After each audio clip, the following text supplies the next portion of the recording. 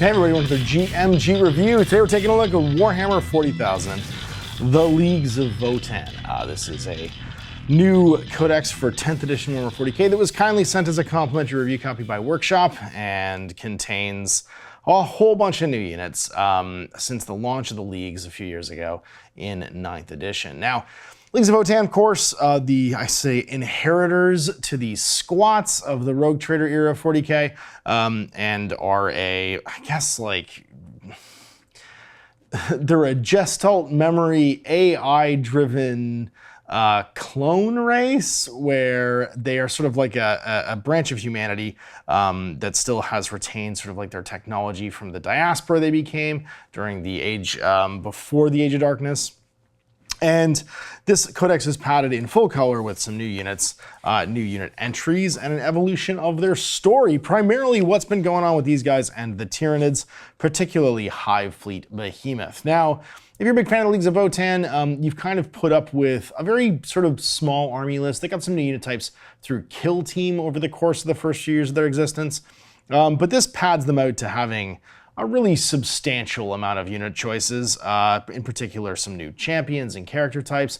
I would say Gotrek Gurnison of 40k, a lost wandering survivor of a destroyed league, whose like mania now, Burry Agnerson, is to destroy the Tyranid hive fleets, and he just shows up with like a ragtag scar group of leagues and like Hernkin, and then just goes on attacking Tyranids wherever he can and negotiates transit from fleet to fleet. And of course, this dives into the 10th edition focus, of course, on the Tyranids, with them being in the big box sets. You got your Norn Queens. You got Burry going to fight it.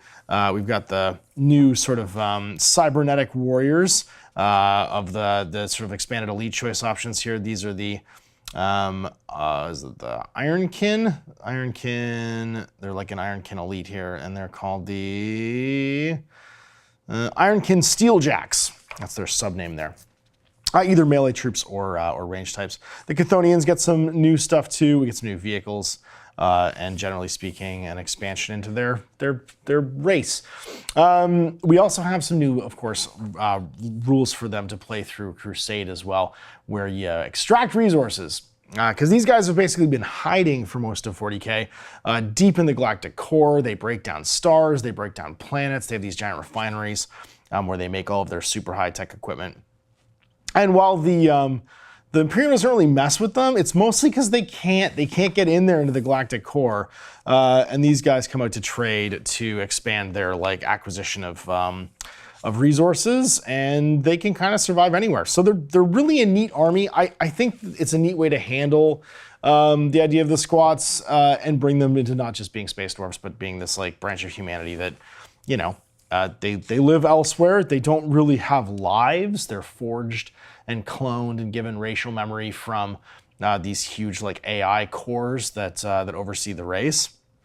And it is a post-human experience. So if you want to know what post-humanism like kind of looks like, maybe potentially in the future, this sort of altered carbon take on dwarves is kind of where it goes. But of course, the iconography and the look still has that Viking kind of aesthetic.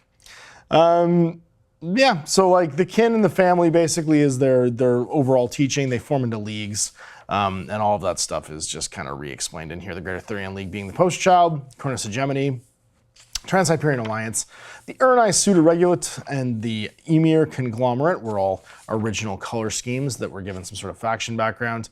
And you can see here the Perilous Harvest, where all the kindreds are kind of located, and what's kind of going on where the leagues are emerging kind of from the galactic core and where they're operating between Imperium Nihilus and Imperium Sanctum.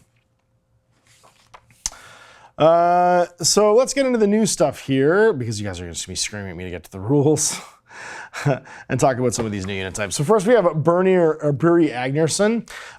He was basically, a league was completely wiped out. The Emberg Agnir block and the Agnir were like a kin spacefaring league who got kind of stuck in a tendril of Hive Fleet Behemoth, and they were wiped out. Their memories were downloaded as quickly as possible into the core, and it was left totally by itself.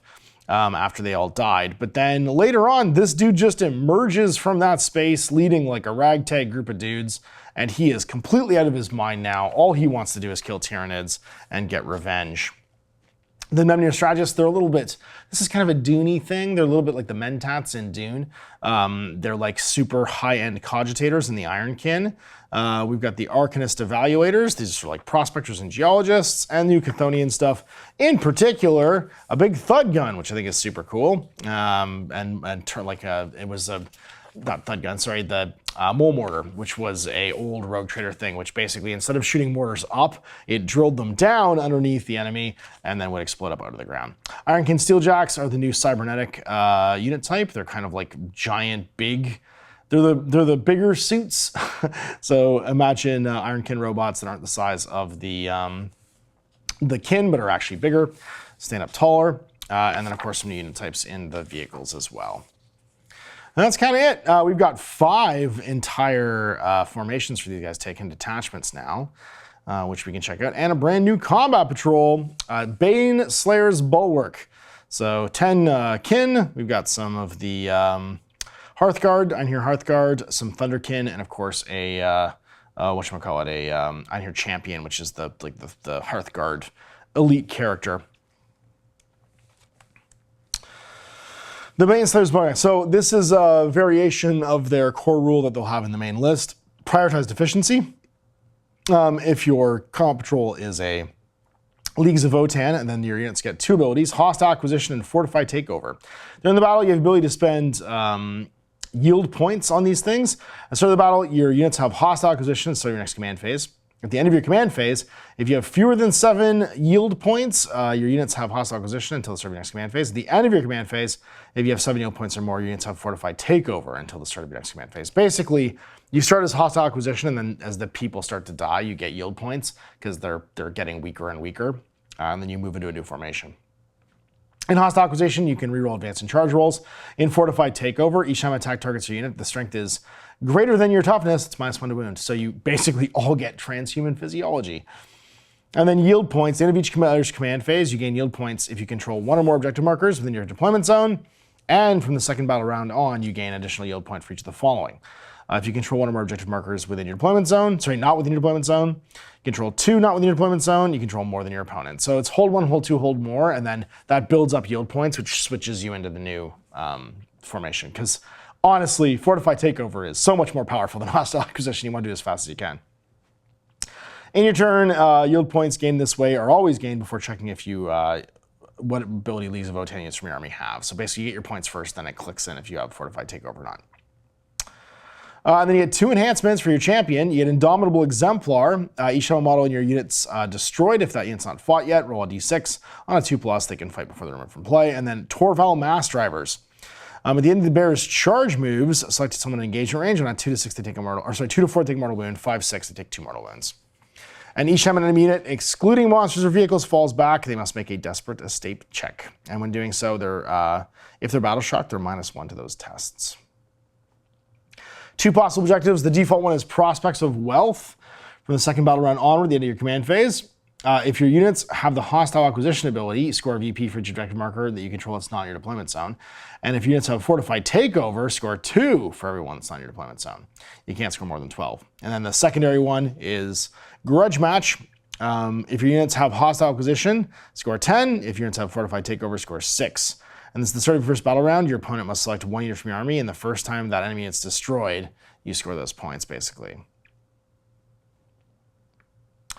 And then you got 3 strats. Point Blank Fusilade's the first one. They're all 1 CP. This is someone hasn't shot yet. You're getting a pistol ability, so you can shoot if you're already engaged in combat. Ancestral Endurance. This one is 1 Hearthkin war unit from your army that was targeted by a unit's attack in the shooting phase. And the effect is until the end of the phase, each time a ranged attack targets your unit, models in the unit have the benefit of cover. And the strength characteristic of the attack is greater, it's -1 to wound. So basically you activate your Fortified Takeover almost early and you get cover. And then a Contemptuous Rebuff for 1 CP in your charge phase after an enemy makes a charge move. The enemy unit must make a Battle Shock test at -1 if you're engaged in combat with them. And we get our modified data sheets here for the Comp Patrol 2. And it's good meat and potato stuff. Hearthguard, the champion, Ironheart champion, and then the Thunderkin and the warriors are all useful units. And the core of any force. All right, so let's talk about your army rules. So prioritized efficiency.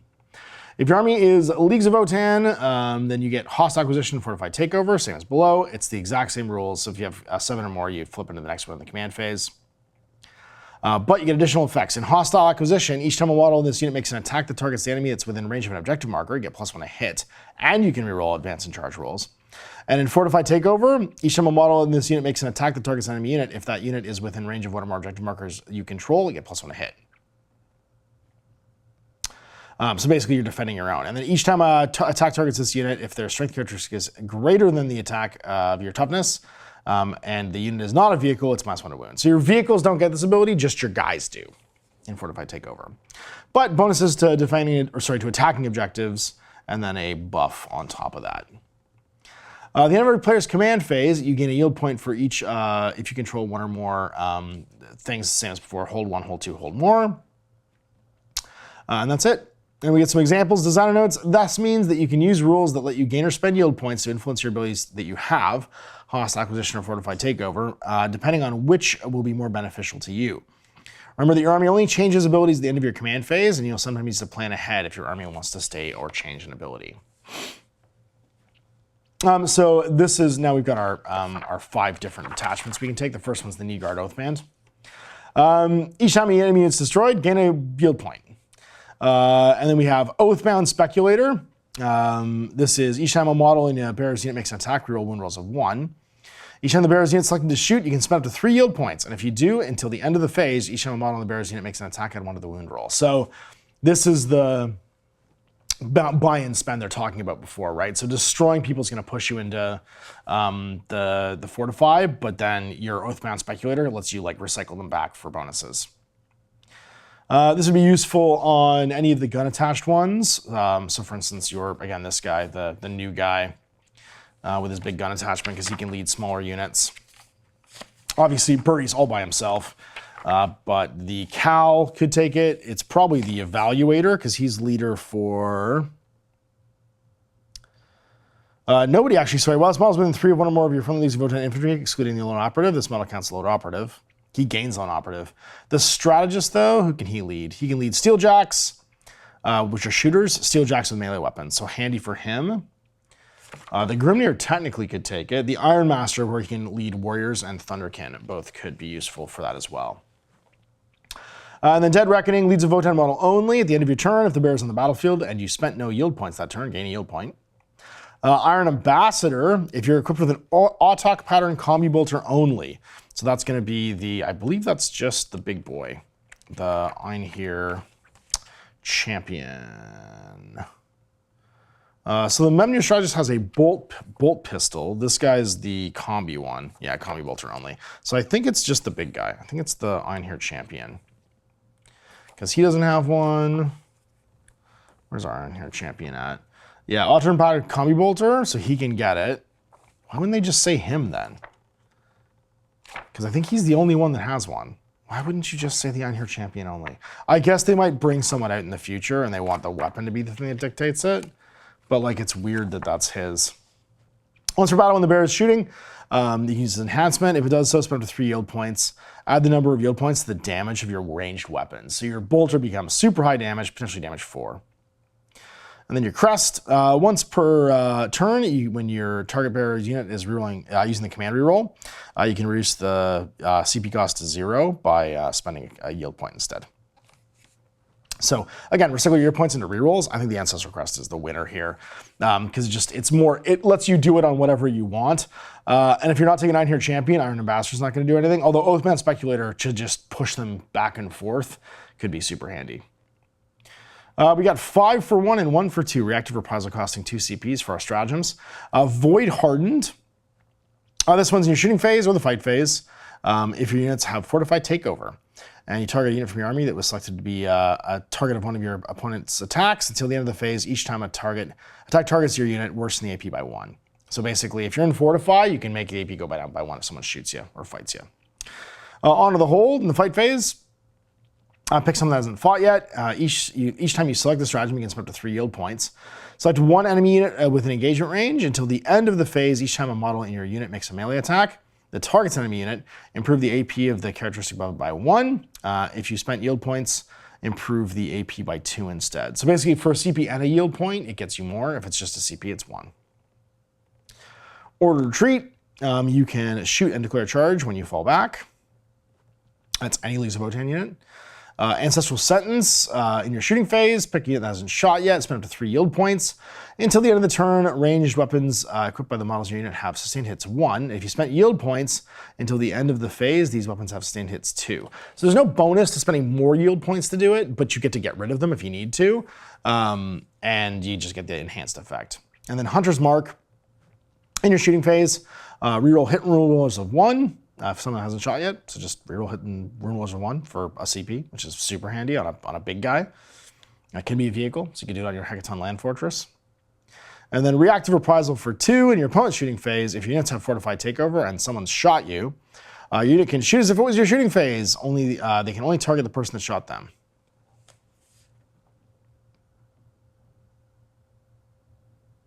And after the enemy is shot, you can shoot back. So it is, that's kind of the core one, and it leans into the new army special rule. Obviously, the big grudgy book is gone from the original codex, and this yield point thing replacing it is going to mean that this is now the way that the army recycles and makes things better. So your army basically is like an attack mode and a defend mode. It always gets +1 hit against people on objectives, which is kind of a variation of the old one. What's big here is that you can recycle it in this formation. It's kind of like your mixed class one where anybody can take part. The Persecution Prospects. This is like your Outriders and your Pioneers. You gain the following: Guerrilla Adepts, we like the name. In your shooting phase, just after the unit selected to shoot, this unit can use this ability. If it does, select one enemy unit, excluding monsters and vehicles, and at the end of the phase, attacks made by models in this unit can only target that enemy unit. If one of them hits until the start of your next shooting phase, the unit is assailed. If your unit is already assailed until the start of your shooting phase, is also pinned. While the unit's pinned, subtract 2 from its move and 2 from its charge. So you basically have to 1-2 it and hit it with 2 units, and as soon as you do that, it's -2 to move and charge. So you just have to get some hits on it. Doesn't have to damage it, but it can really hamstring some units from moving around. So neat, but not super powerful. It's more of a characterful rule more than anything else. And then your enhancements are an eye for weakness. Each time a model in the bearer's unit makes an attack that targets an assailed unit, add 1 to the wound roll. So you just have to get 1 hit on it. And then Writ of Acquisition. In your shooting phase, after the bearer's unit's shot, you gain 1 yield point for each assailed enemy unit hit by 1 or more of those attacks, up to a maximum of 3. And then a Surgical Saboteur. In your shooting phase, if the bearer's unit has shot, select 1 monster vehicle unit that was hit by 1 of those attacks, and then they become pinned. So basically it just skips into the pin from assailed. And then finally, Nomad Strategist, League model only, once per battle if the end of your opponent's fight phase. If the bearer is on the battlefield, you can use this enhancement. If it does, you spend up to 4 yield points. Select 1 Hernkin unit from your army. And for every 2 yield points you spend, select an additional Hernkin unit. You can remove them from the battlefield and put them back in strategic reserve. So you can bamf away basically using your yield points. And again, it gives you an avenue to use yield points offensively or defensively by just changing how many you have. Now, you'll only gain them from holding objectives in this force, though. And then we're all for one in these 6 strats. We have Adaptable Avarice. At start of any phase, if you have Fortified Takeover, and pick a character from your army, each time you use the stratagem, you can spend any number of yield points. Once you've done so, if you have 6 or fewer yield points until the start of your next turn, units from your army have Hostile Acquisition instead. So basically for a CP, this allows you to start the turn in Fortified Takeover and then switch back mid-term as opposed to having to have those points go away in the command phase. Frontier Momentum in your movement phase, pick a Hernkin unit. It's sort of at the end of the phase, if your unit advances, do not make an advance roll, just go 6 instead. And then Exposed Flaws in your shooting phase, 1 Hernkin unit from your army that hasn't shot yet. Each time you use a strat, you can spend 2 yield points until the end of the phase. Each time a model in your unit makes an attack. If you spend yield points during this to use a stratagem, and or if the attack targets an assailed unit, reroll a wound roll. And then Ranger Tactics in your shooting phase, pick a league unit from your army that hasn't shot yet. Until the end of phase, each time a model makes an attack, if the attack targets an assailed unit, you can reroll the hit roll.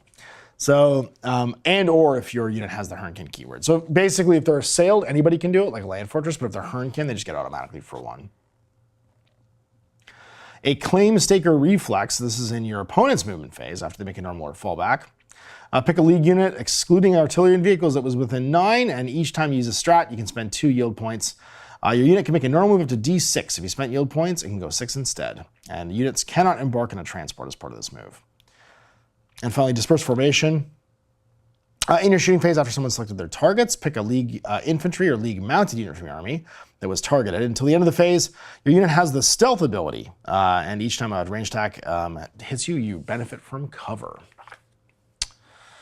So that was the Pioneers Hernkin one. Now we've got the Delve Assaults. This is the Chthonian one. You get Fury from the Delve. Chthonian Deep Strike Chthonian Berserkers get Deep Strike. And they gain Battle Line. So if you want to go all Chthonian Berserkers, this is the army for you. The Delvework Navigator is one of your enhancements, league model only. In the reinforcement step of your movement phase, the bearer can use this enhancement. If it does so, select one friendly Chthonian Berserkers unit from, visible to the enemy and then spend any number of yield points. Return 1 destroyed model to that unit, and then for every 2 that you spend, return up to 1 additional destroyed model for that unit.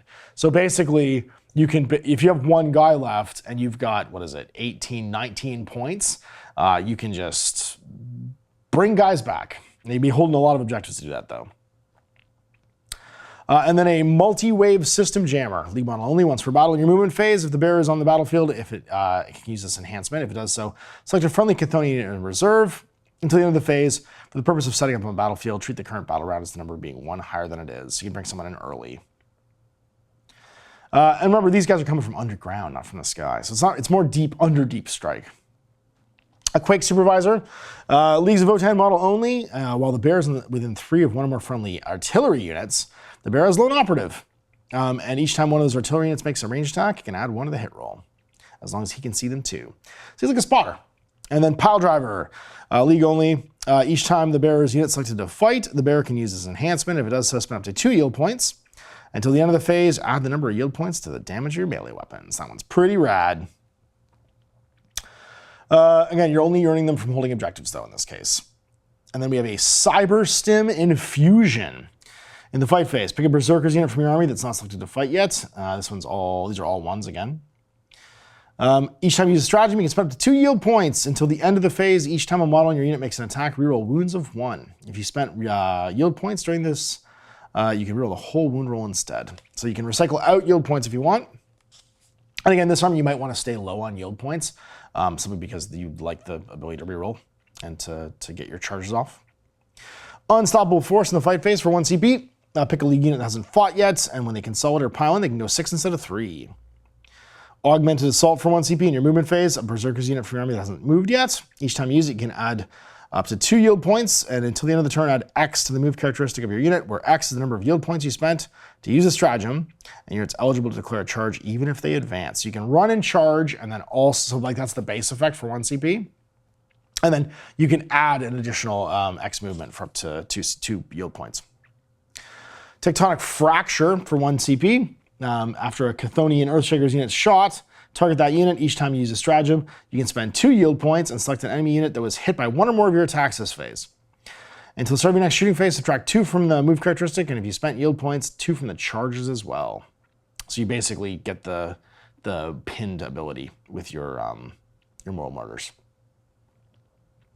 Weave Work Buttresses in your opponent's shooting phase just after they've selected targets. If units from your army have hostile acquisition, and then pick a Votann infantry unit, they're -1 to wound. And then finally, Hidden Access Ways. End of your opponent's fight phase, pick a Berserker, Hearthkin, Warrior, or Jaeger unit from your army that's not within engagement range, and put them in strategic reserve. So you go back down into the ground. So that's cool. I like that they've made a way basically for the Chthonians to kind of have an army. This is like your Slayer army kind of. And giving them all deep strike is super powerful, right? Like you can show up deep into the army. The Brandfast Oathband. So it's your bikers. This is the classic space dwarves. We've got mobile sensor arrays. Leagues of Votann transport units only. They get fire-based control. While a friendly Leagues of Votann infantry unit is wholly within 6 of a transport, ranged weapons equipped by those models and that infantry unit have sustained hits 1. So dump out your vehicles and then get sustained hits 1 on your guns. Tactical Alchemy for a Cal model only. In your command phase, if the bearer's unit is within range of 1 or more objective markers that are not under your control, you can spend a yield point. If you do so, on a 4+, get a CP. So just go jump on something and then gain a CP. Triarvarg Cyber Implants for a League model. In your shooting phase, each time the bearer's unit is selected to shoot, if you disembark from a transport this turn, or if you spend 2 yield points, ranged weapons equipped by the models have the sustained hits 2. So again, all about jumping on transports and riding on bikes. Precursive Judgment for a Cal model only. While the bearer's unit is wholly within 6 of one or more friendly Leagues of Votann transport units, you can target the bearer's unit with a Fire Overwatch for 0 CP and you hit on 5s. And then finally, Signature Restoration for an Iron Master. Each time a friendly Leagues of Votann unit is repaired with the Forge Rot expertise, it gets an additional Lost Wound. So that's really handy with the new Ironkin. And once again, 5 worth 1 and 1 worth 2 Vengeance Flares, 2 CPs for this one.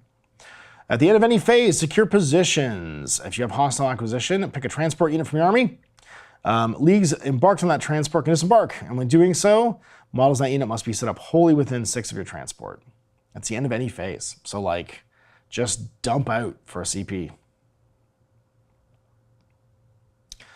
No prohibition on charging either.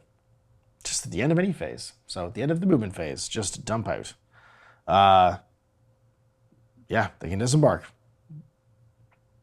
Bastion running in a Hecaton land fortress gets picked in your movement phase. Until the end of the phase, you can make a normal move or advanced move. You can move horizontally through terrain features. Just drive through walls. Illuminated Priority for a CP in your shooting phase, just after a League of Votann unit from your army has shot. Pick that unit.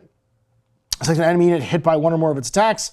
Until the end of the phase, each time a League's infantry model from your army makes an attack that targets that enemy unit, you get to reroll hits 1. So basically, like, locks in the target, and everybody else gets bonuses. Inexorable Efficiency in your shooting phase. Pick a unit from your army. They can shoot if they fall back. Opportunistic Escalation for 1 CP. In your opponent's shooting phase, if you have hostile acquisition and a unit's shot at you, pick a vehicle, excluding land fortresses, and they can move to D6 inches. And then finally, this one's for 2 CPs, Interventions Flare. It's in your opponent's shooting phase. Pick a League unit that was hit by an attack during the turn when they were shot. The effect is, each time you use a stratagem, you can spend up to 2 yield points and select a friendly Capricus or Sagittor within 6 of the infantry unit.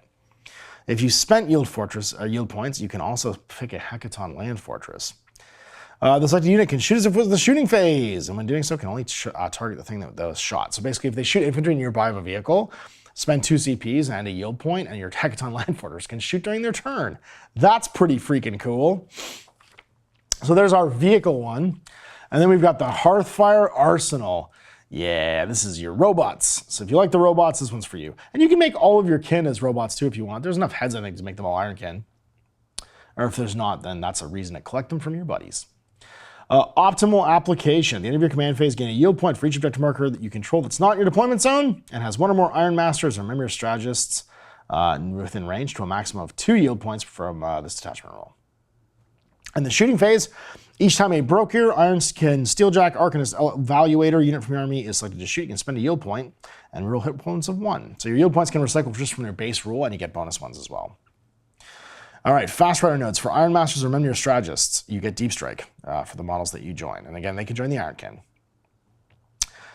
Calculated Tenacity for Iron Master or Memory Strategist only. You get +1 objective control when they're leading a unit. Mantle of Elders for a Strategist only. Each time the bearer's unit selected to shoot, you can spend yield points during using the optimal application. When doing so, on a 2+, you gain a yield point.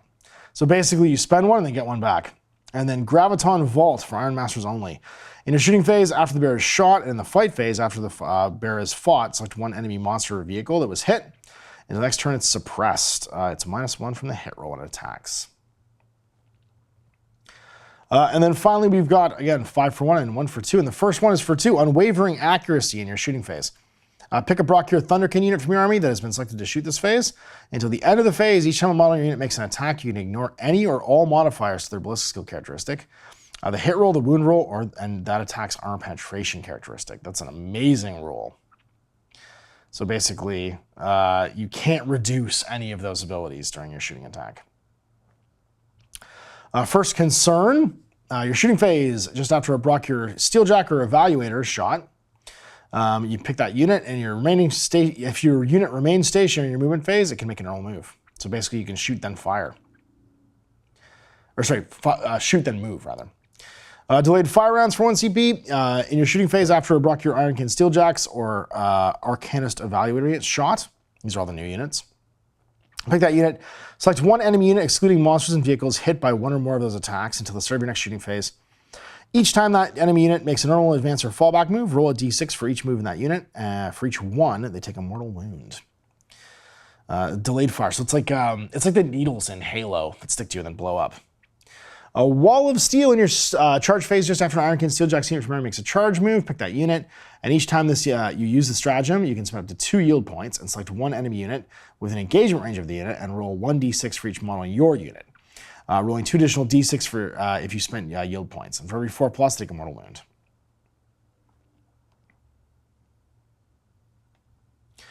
And I like that you can buy additional d6s there. That's cool, because some of these units are small, like 3 guys. So being able to spend yield points and then get 2 extra dice, roll 5 dice on 4s instead is great. A Preventative Purge in your opponent's movement phase, just after they fall back, pick a Thunderkin or Ironkin Steeljack unit, and they can shoot as if it was a shooting phase. So you run away from them and they shoot you as you go. When doing so, models in your unit can only target that enemy unit, and each time a model in your unit makes an attack, you're -1 to hit. And then Cogitated Need. At the end of your opponent's movement phase, pick a Steeljack unit from your army. They can make a normal move, but when doing so, you must end the move as close as possible to the closest objective marker, so you can push onto objectives. This one's cool. It's kind of a Terminator-y, heavy infantry army, and leans into the fact that they're good either at shooting, they're dedicated units, they're either good at shooting or good up close. And that's it. All right, data sheets. Let's take a look at this bad boy. Buri Agnerson and Uthar the Descendant are 2 special characters. Uthar's pretty much the same as he was. I didn't notice any differences. I'm sure someone will notice something different, like Ancestral Fortune. You can spend yield points on now. That is a change. To change 1 hit roll, 1 wound roll, or 1 saving throw to a 6. So you can just buy a 6 for a yield point. And then Grim Efficiency. Once per battle round, when a friendly Leagues of Votann model is within 12 of this model is targeted by a strat, you can reduce the CP cost of the stratagem by 1 CP. He's got his 5+ invul still. That goes to everybody. So he gives you a 5+ invul. He's still a good fighter with his cool Blade of the Ancestors, devastating wounds. He's an all-rounder though. But Buri Agnerson, he's a lone operative with stealth. And he's got his prioritized efficiency. He's got grudge-fueled fortitude. When he dies on a 2+, he comes back with all of his wounds back. And then Unhinged Vengeance, because the idea is he's been swallowed 3 times by big Tyranid warriors, and every time he cuts his way to their belly. Unhinged Vengeance, in your opponent's shooting phase, each time an enemy is shot, if this lot lost any wounds, it can make a vengeance move. Roll a d6 and add 2 to the result. It moves this many inches as close as possible to the closest enemy unit. And when doing so, it can move into engagement range. Can't make a move while it's battle shocked, or it's already in engagement range of 1 or more enemy units, and can only make 1 per phase. But if he's out of combat and you get within 12, so you can shoot him even though he's a lone operative, dude's just gonna run into you potentially with d6 + 2. He's got Bane. Bane, 5 attacks, 2+ strength, 12 -3, 3 damage. Depending on the detachment he's in too, add up to 3 yield points to that and be damage 6 at strength 12. This guy killing Knight by himself. And then sweep his 10 attacks at 2+, strength 6 -2, 1 damage. Yeah, real good. Real good, epic hero. The Cows, again, they get Kindred Heroes and Seized Opportunity. So Seized Opportunity once per phase, one model from your army with this ability destroys a unit, it gets a yield point. So if he kills stuff, he gets yield points. And then he can teleport with his Teleport Crest or give the Rampart Crest as well for a 5+ invul. Grimnir, he gives you Feel No Pain with his Psychic powers. That's pretty cool. You can unbattle shock people. And the Strategist, this new guy. Again, these guys are all going to have kind of the same core infantry dude stats, 4 wounds. This guy's got a 4+ save instead of a 3+ save, though. Bolt Piston, close combat weapon. He can join Steeljacks with heavy Vulcanite disintegrators or Steeljacks with melee weapons. And he's a computational mastermind. At the end of your command phase, before you determine if you have a hostile acquisition or fortified takeover, you can spend or gain a yield point. So he's your built-in army-wide, make it more efficient to be in whatever mode you want to be in. And then once per battle round, you can fire Overwatch with this guy or heroically intervene for 0 CPs. The Evaluator, your little prospector, he's got a transmatter inverter. It fires at half charge, full charge, or overcharge. It's always strength 8, but it's 1 damage at 12-inch range, 2 damage and AP -2 at 18-inch range, or 24 and 3 damage with -3. Overcharge, every time they make a hazardous test for this weapon, subtract 2 from the result. Because it's bad. But his gun's not that dangerous. So he still only overheats on 1s. Really. He has to roll less than his... No, he has to roll less... Oh, sorry, only on 6s he overheats. Because he has to roll less than his damage to overheat, I think. Yeah. Oh, no, it's more dangerous then, actually, if it's -2 from the result. Yeah, it's almost always going to do it. But it's hazardous, overcharge, and rapid fire 3 then.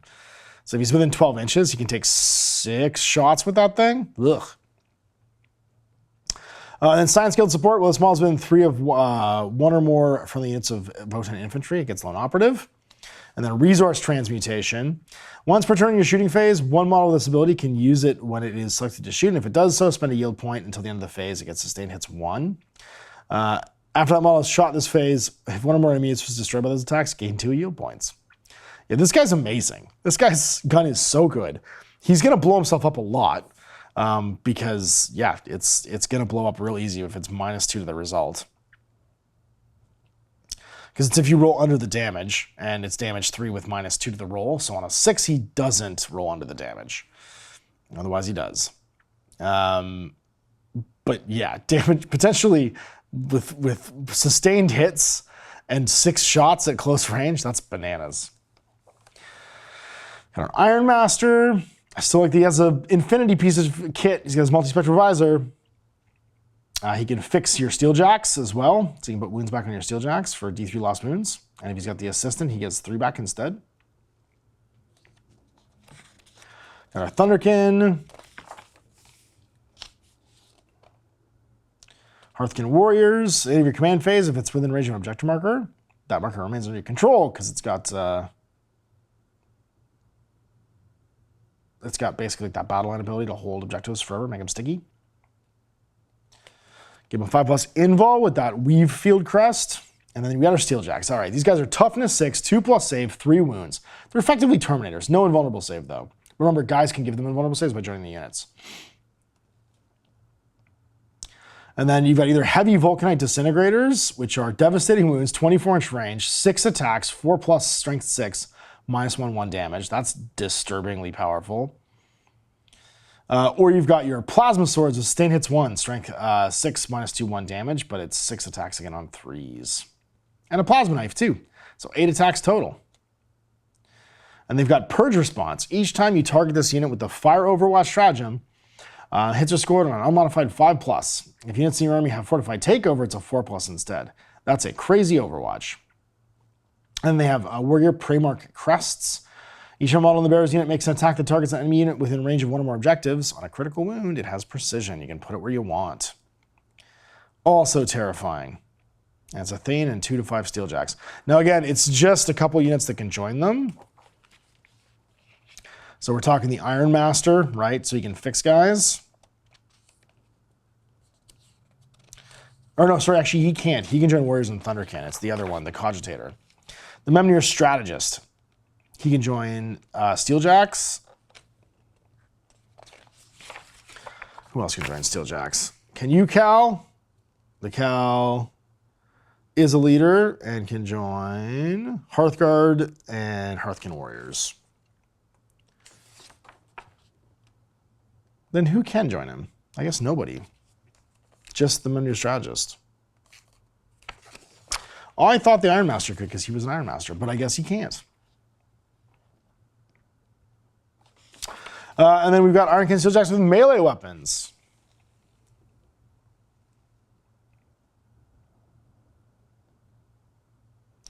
And they've got the same core stat line. They got a bolter rather. They've got Concussion Gauntlets for strength 10 -2/2 damage, 3 attacks on 4s. And a Plasma Sword.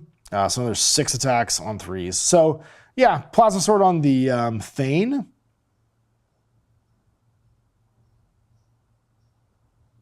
Actually, who has a Plasma Sword in this unit then? Oh, the Thane's Vulcan Distributor and Plasma can be replaced with a Bolter and a Power Sword. So it's just that guy. The rest of them just have the knife. These guys get the Plasma Sword on the Thane, and the Primarch Crest, and then everybody else gets a Plasma Sword on top of that. And they can swap their Plasma Sword with a Concussion Gauntlet. So less attacks, but strength 10 minus 2 damage. And they get Merciless Eradication. Each time an enemy unit, excluding a monster or vehicle units within engagement range of them, falls back, all models must make a Dangerous Terrain test. And when doing so, enemy unit is battle shocked, it's -1 to the test. And then Primarch Crest, again, if it's a critical wound, it's precision. You can punch directly. Got our Einherjar Champion with his Mass Driver Accelerator still to do mortal wounds on the charge. He can add 1 to his advanced and charge rolls for units that he's leading. And he can join these Hearthguard over here. Hearthguard, still great. Cool melee weapons. Everybody's got a Plasma Gun with that can be replaced with a Volkite Disintegrator. And the Concussion Gauntlet can go for a Plasma Blade Gauntlet instead. And you can get a Graviton Hammer on the big boy, which is anti-monster 3+, anti-vehicle 3+, even though it's only strength 9, so it always wounds vehicles well. 3 attacks on force, though, and 3 damage. Not great AP. Each time the unit makes a ranged attack and targets a close eligible unit, though, reroll heads or rolls a 1 because they're just good at fighting up close, and that's really good for melee because that's always the closest unit. And then the whole unit gets a 5+ invul. So even though they only have 2 wounds, we've got the big Ironkin now for the 3-wound infantry. Our Berserkers, they get their Cyber Stims. They can fight on death. Subterranean Explosives, because they still get that little more underground grenade launcher. They've got their Twin Concussion Gauntlets that are damage 2. That's strength 9. And then a Concussion Maul, which is damage 3, anti-monster 3, anti-vehicle 3, and only strength 5. That's huge. And a Heavy Plasma Axe. It's damage 3 as well, strength 7. Love all these guys. Love the Mole Grenade Launcher. Love the Feel No Pain 4+, even though they wear no armor because they've got like a 5+ save. And then our Chthonian Earthshaker, the Mole Mortar, with Tremor Shells or Breacher Ordnance. So Tremor Shells are going to be 36-inch range, D6 plus 4 shots, strength 5, sorry, 5+ to hit, strength 6, -1 damage. And the Breacher ones are D6 plus 1, hit on 5, strength 10, -1 2 damage. So a Marine Killer. And they get Plasma Picks in melee. And you have to choose when you make them, though, if they have Breach Ordnance or Tremor Shells, not when you shoot. So you're kind of stuck with whatever you want to be doing. I think the strength 10 -1 2 damage is great. Plenty of shots. And then special rules, destabilizing quakes. In your shooting phase after this unit's shot, select one enemy unit hit by one of those attacks, and they must make a battle check test at -1. And Geomantic Hunters, up to twice per battle in your shooting phase. When this unit's selected to shoot, it can use this ability. If it does, until the end of the phase, each time a model in this unit makes an attack with its Breach Ordnance, you can roll the wound roll. We got our Jaegers. These guys came out through Kill Team. They're cool coats. I wish the Necromunda models had something they could do for them. Just give them a stat line. They get their APM launchers, anti-monster 3+, anti-vehicle 3+. What great gun that is. Everybody's armed with a bolt shotgun, a close combat weapon. Bolt shotgun's 2 shots, strength 5 on 4s. And one Jaeger can have a Magnacoil rifle, one can have an APM launcher. They're infiltrators automatically, and they get Pragmatic Hunters. Once per turn, when an enemy ends its move within 9, they can make an normal move up to D6 inches. Pioneers are still here with their outflanking Mag Riders. They can just go back in reserve. We got our Capricus Defender. It has Deadly Demise 1, Scout 9. It's got a High-Las Rotary Cannon, a Magna Rail Cannon, and a twin Magnacoil autocannons. It comes armed with the Magnacoil autocannon. It can take a smoke launcher, and then any number of models this unit can have a Magna Rail Cannon replaced with the High-Las Rotary Cannon. So you can basically choose either the 24-inch range, strength 14, -4, D3 plus 3 damage, like Super Magna Rail Cannon, which is heavy and devastating wounds, or take the Hylas and have like a multi-shotgun. It's got Opportunistic Maneuver. In your shooting phase after seeing its shot, it can make a normal move to D6 inches, but can't charge. So basically you can like shoot and scoot at a line of fire, which is neat. And there's the carrier version, and this one actually has smoke launchers and just a Magna Coil autocannon, but it can carry dudes. 5 Hernken Jaegers. So you can have guys ride around in it, which is neat, because I like the Jaeger models. Our Sagittarian and our Hecaton Land Fortress still in here. Still got multi-cog targeting. Each time you make a range attack, you can ignore the attacker's bonus skill and the hit roll mods. So like nothing can modify your rolls to hit. And then the Pan-Spectral Scanner. Each time a model in the bearer's unit makes a range attack, it just rerolls hit rolls a 1 on it all the time. I'm interested though, when it's damaged, it's -1 to the hit roll. But doesn't multi-cog targeting make it ignoring the -1 to the hit roll? Each time model makes a range attack, you can ignore any and all modifiers to the following: your ballistic skill characteristic and your hit roll. But then the damage 1 to 5 is subtract 1 from the hit roll. Feels like those contradict each other. I don't see a designer note saying otherwise. It doesn't feel like they're supposed to, but it feels like they do. That's the first thing I noticed. I can hold 14 models. Every Exo Armor, Exo Frame, or Ironkin Steeljack counts as 2. And then we're into Crusade. All right, so Crusade rules. Again, it's about taking stuff apart. So every time you play a game, you roll to see what you find. On a 5/6, you can pick. And it's one of 4 things: raw materials, biomatter, energy sources, or galactic intel. And depending on the game size you played, from Combat Patrol up to Onslaught, it's either D6 times 5, D6 times 10, 2D6 times... This is like credits in Necromunda. And there's cost of failure for losing your games too. But then you get to buy these cool upgrades. And then you get to upgrade your upgrades too. Like you can buy an implant refinery. After each battle, you can reroll failed out-of-action tests for your units, excluding vehicles. And when you upgrade it, each time you roll D6 in your Crusade Force to gain a rare resource, you can reroll the die.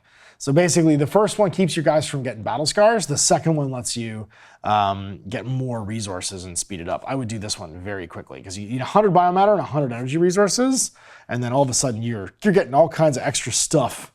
But you need to find rare energy sources. You can get rare resources when you win a game. Every time you win a game, if you win a 6, you also find a rare resource and you roll to see what it is.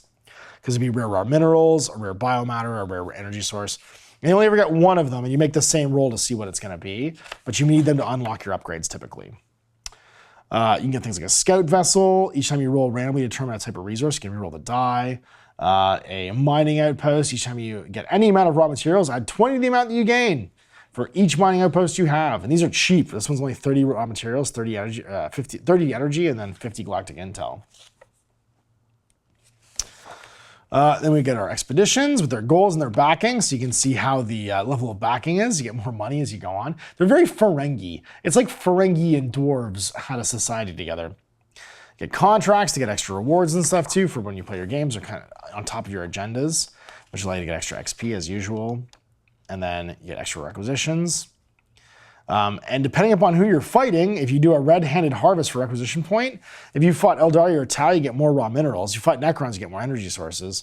And against Genestealer cults, Orcs, and Tyranids, it's extra biomatter that you break down, because you're almost like the Tyranids too.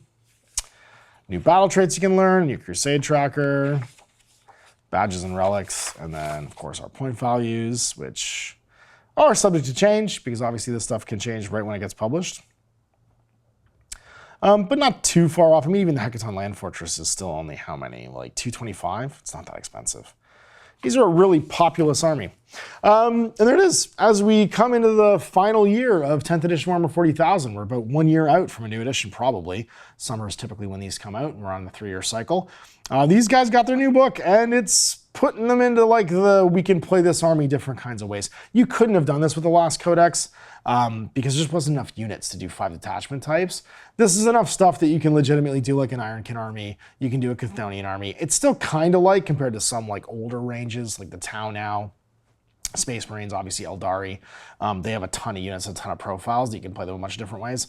But it's enough that it doesn't feel as trim as it did for that first wave of launches. There really wasn't a lot you could take. Like you could lean into like a certain type of vehicle or a certain unit type, but like you couldn't really make detachments around that, and this is kind of padding them out to that point. I like that we got ourselves a Gotrek Gurnison for 40k, and that he's crazy and he likes crawling inside Tyranid monsters and killing them. That's neat. And he's no joke. Like he's a no joke killing machine. He's a real good melee fighter. He's pretty simple. He does what he says in the tin. I like if you kill him, he just might crawl out of your stomach and come back and kill you again. And the model's great. I love the Ironkin. A lot of people don't like the Leagues of Votann because they don't feel like what the leagues were for the squats. I think it's been long enough. I'd rather see an original idea. And this like galactic star miners in the middle of the galaxy breaking down stars, all living as like a racial subconscious inside a giant memory core and then getting 3D printed bodies and coming out. It doesn't feel 40K, and yet at the same time it feels very grimdark, right? It's very different from the grimdark portrayals of the fantasy tropes that are kind of inside 40K. So I understand why some people struggle with it, but honestly, I'm here for the new, man. I like new stuff. I like new ideas. And intergalactic galactic core space Ferengi, dwarf Ferengis are kind of like, they're doing it for me. Like, they're cool. And the aesthetic is great. The models, like, the sculpting is fantastic. I can't go wrong. I like that they're like misshapen. They're not super dwarfy. In so much as like they don't have like the mini Viking tropes. There are a lot more weird humans in weird armor who've just gone a weird way. And like, come on, look at this guy. He's so cool. He's just a weird robot. He's a robot that can think, and he's doing like a Mentat hands thing. This thing is awesome. So I'm in his book. I think it's cool. It's just more for the army, and obviously time will tell if that's good or not. I'm not the guy to tell you if it's good for the game. I just know it's cool for the lore, and the models are nice. That'd be fun to paint. So big thanks for watching. We'll see you for more GMG reviews. Thought Ash. Have a good day.